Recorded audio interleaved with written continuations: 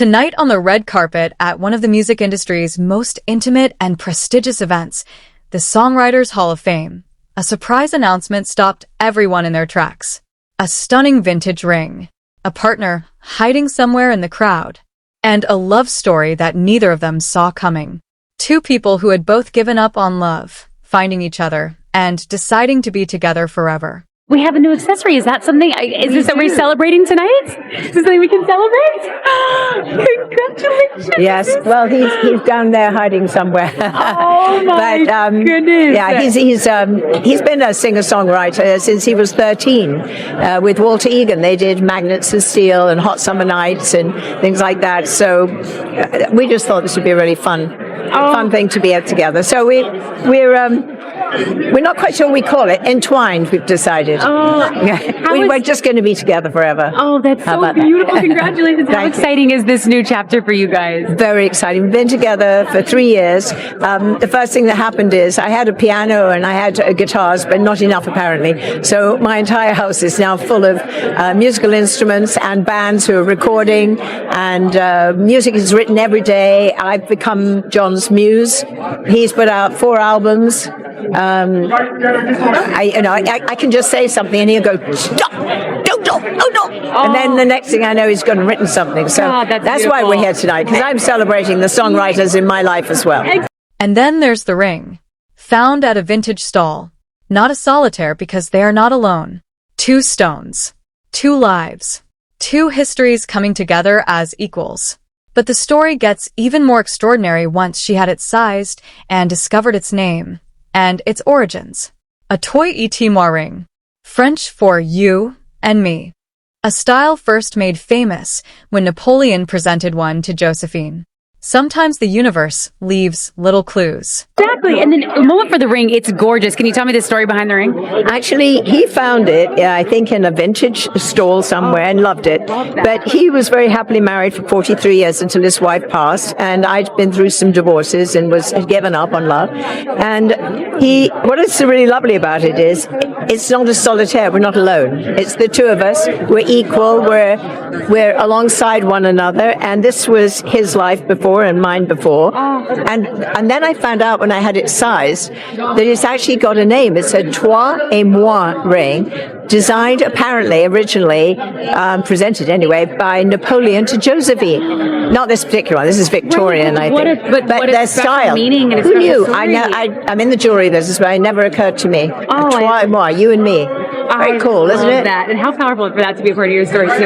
Yeah, just meant to be. We're stepping out. We're here in this. The Songwriters Hall of Fame is one of the most exclusive nights in music, not televised, not open to the public, just the inside crowd honoring the writers behind the world's greatest songs. Tonight our guest is not just attending, she's presenting. And the people she's presenting to have a connection to one of the most legendary artists who ever lived, Tina Turner. Obviously, we're celebrating songwriters. Why is tonight so important for artists everywhere? Oh, because this is apparently the event. It's a very private event. This is what the songwriters apparently love more than any other award. And it's a very special room because it's not televised. No one else sees it.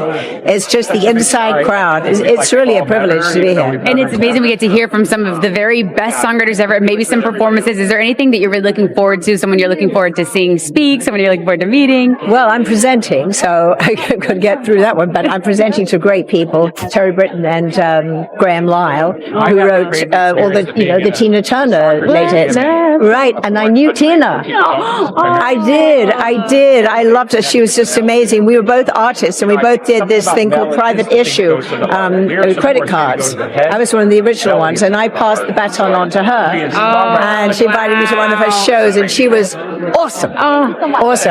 Tina Turner, a woman who reinvented herself multiple times, overcame unimaginable hardship, and proved to the world that resilience is its own kind of superpower.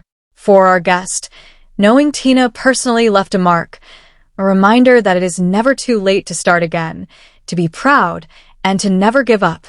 A lesson that seems to be living very well in her own life right now. We were just chatting with them, and they were saying just how impressed they were by like her as an artist. Yeah, what did you take away from your time spent with her? That she just was like an extraordinary woman, and I was so inspired by her. I went, okay, I'm a certain age myself now, and like we're starting now.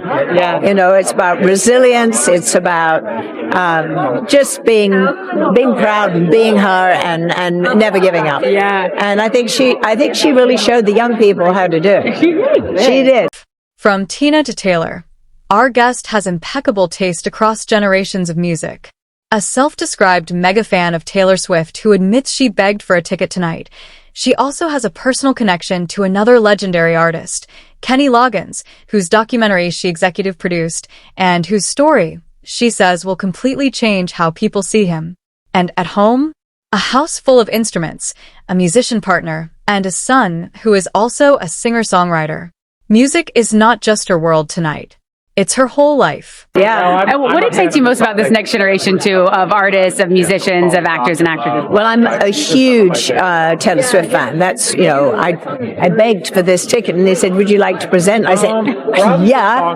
And, Kenny Loggins, I produced his documentary. So I'll be here in town on Monday. We're doing screenings for that. He's a longtime friend. Oh, how exciting. But I love all the new artists. I have nothing but music in my household. John Zambetti is my partner, and he did, Magnus and Steel and all of that kind of stuff back in the day. And then his son's in the Palms, Johnny Zambetti, and then my son's also a singer-songwriter. Anyway, there's so much amazing music out there. I don't even know where to start. I love all genres. People always say, what do you like best? I love lyrics.